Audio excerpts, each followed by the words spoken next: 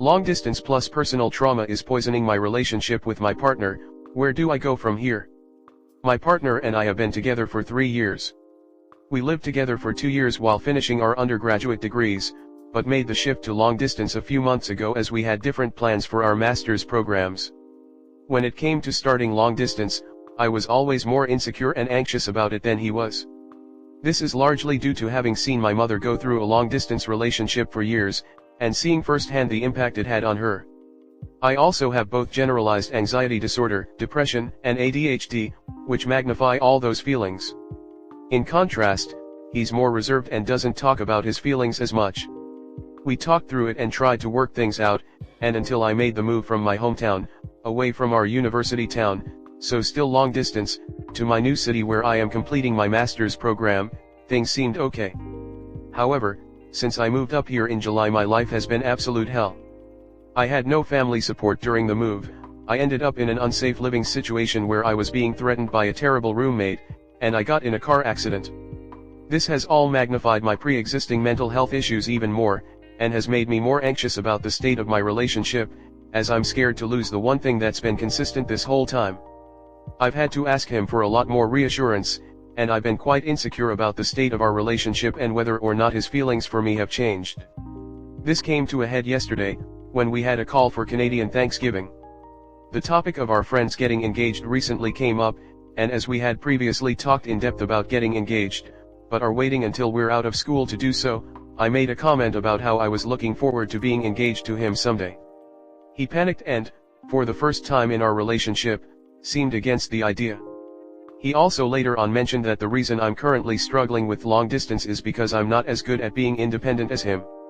After the call, I sent a message explaining my frustration with this, as it completely ignores all the trauma I've gone through in the past few months. I also said that I was concerned about his response to the marriage comment, and that if his plans for a future with me had changed, I wanted him to be honest about it. Turns out, he has been questioning things, largely because of how insecure I've been. He mentioned we're so young that he doesn't know what he wants yet, and while he doesn't want to throw away a good thing, he is also worried that I am not mentally in the right place for a relationship right now because of how bad my mental health has been. He's scared because he's seeing more of this dark side, and not as much of the good that comes from us being together. This last night was the first he mentioned any of these issues, and previously I had no idea the toll that my situation has been taking on him. I could just tell that something was wrong, which made me even more anxious, which made him question things even more. It was a vicious cycle. I'm super thankful to him for bringing it up now, because I know that must have been super hard for him, but I don't know where to go from here. I've made an appointment with an on-campus therapist, but outside of that, what can I do to help ease my personal anxieties, and to help him feel confident in our relationship again? We had previously made plans to spend the rest of our lives together, and I don't know what I'll do if I lose him on top of everything else I've gone through these last few months. I want to do everything I can to save our relationship and be a better partner, I just don't know where to start. Next story 2. My GF has said she can't emotionally handle a relationship right now. So as the title says, this discussion was had just 5 days ago. We have been together for 10 months, talking seriously for a year prior, and friends for a few years before that. I will add, for transparency, we talked for as long as we did due to being long distance and her wanting to wait for her divorce to finalize. Non-messy divorce for the most part, just a state that drags things out. After a while we decided it was okay to be together as the divorce was nearing its end. Things have been great between us, we connect and match very well. We were able to freely talk about almost anything, communication was as good as I could ever ask for. It was seriously a solid relationship. We deeply discussed a future together, marriage, children, etc. We saw each other as often as we could, things were just great. As cheesy as some might think it is, the word soulmate was used regularly. About 3 months ago, life decided it was the time to come at her hard. We learned that for the second time, the courts were pushing the divorce back. It was decided that at this time we should postpone our plan of relocating just to be safe. Not a major deal at the time, but that was just the start of it. Unfortunately, shortly after this she received rough news: she has skin cancer.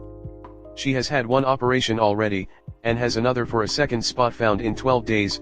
This is obviously devastating news for anyone. It pushed her past her breaking point mentally. She admitted to feeling mentally dead, She started having issues sleeping and was beginning to become closed off. Her words were, "I feel like a zombie just going through the motions every day." During this time her job also started pouring more and more on her with deadlines and new projects. This made a heavy situation even worse for her. We were still trying to be us during this, but obviously she was struggling. She started to go to therapy to try to help herself wade through the emotions. And if it wasn't enough already, she recently learned that her mom's medical outlook isn't good and they don't expect her to make it past a couple more years. I have never in my life seen a storm hit someone so hard and all at once. It has been difficult to see so much put on just one person and watch them slowly shut themselves down. Again, we have tried to maintain us throughout all of this, but as the post says, she can only emotionally offer friendship currently, and needs to focus on everything in front of her and getting herself well again. As much as those words hurt, I know they are nothing compared to what she is currently going through. So my question is, how do I move forward with just friendship and giving her the support she needs, while maintaining both her and my boundaries? I care about her deeply and want to support her as she needs. Truth be told, I also want to wait for her, even though that tends to be the wrong thing to do. Next, story 3. Is it worth it to tell my boyfriend of 3 years about a small work crush? I have been in a relationship with my current boyfriend for nearly 3 years. We have been through a lot together and have grown so much since the beginning of our relationship. We love each other very much and get along well. We are even hoping to move in together soon. Recently, I fell on some hard times and was forced to find a new job with late hours. My boyfriend has been understanding, but with his job following a standard 9-5 Mon-Friday schedule, and mine being much less predictable, we don't see each other as often as we used to. We still love each other, of course, and have made efforts to text and call throughout the days leading up to us living together and having more face-to-face time, but he and I have both expressed how things between us have been feeling a little stagnant lately. To be honest, I miss the excitement and the spark we used to have. Now, finding the time to talk to one another often feels like conducting a business email or setting up a work meeting, not very sexy. We have tried to spice things up a bit, but his libido is low and his stress is understandably high. I know these lulls come and go, but even aside from sex, I miss the flirting and the playful banter. At my new place of work, there is this guy who I have taken a little bit of a liking to. Our banter is fun and conversation stimulating. At first, I thought he was only behaving like a friend would at work, but recently I've noticed him doing little things like trying to startle me and tease me. He's also started fondly calling me by my last name only. I'm wondering now if he's trying to get a reaction out of me because he likes me. I don't know, sometimes I can be prone to overthinking and talking myself out of my gut feelings, but now I am wondering if by engaging in banter with him, I have somehow led him on too much. I mean, I have mentioned my BF, so it's not like I've withheld any information from him. I'd be very flattered if he had a crush on me because I low-key reciprocate, but I would never want to get to a point where he thinks I'm flirting back or inviting him to make a move because I love my boyfriend and I would choose him over any other crush. Plus it would be literally stupid to flirt with a coworker. I ain't trying to get fired. I don't want to just suddenly distance myself from work guy either, because what if he just has a flirty personality and totally platonic intentions and I'm just being delulu and self-conscious because I miss flirting with my own boyfriend? Aside from the sexual spark lull we are experiencing currently, my boyfriend and I have always had a pretty healthy relationship. We talk a lot and know each other inside and out. My boyfriend knows I can sometimes come off as flirty without meaning to, because I be seducing him and everyone around him without even trying LMAO, and he's super chill about it. We even talk about our crushes sometimes within boundaries. For example, we will mention celebrity crushes or an admiration for a stranger's beauty, but we wouldn't want to hurt the other's feelings by letting them know if we had a little crush developing on someone we actually know, because even if that's totally normal, some things like that are better kept to ourselves. Anyway, I'm just worried that by playing into the banter and teasing, I might be unintentionally engaging a little more in the flirtation with this coworker than I thought. I need advice because I don't want to feel guilty or cause any trouble. Is distancing myself from this coworker or treating him differently when I'm not even sure that he thinks of me in more than a platonic way a good idea? Is discussing the crush with my boyfriend, since it's been weighing on my mind a little more than usual, worth it? Comment. You're going to have crushes. This doesn't stop. Being in a relationship doesn't stop this.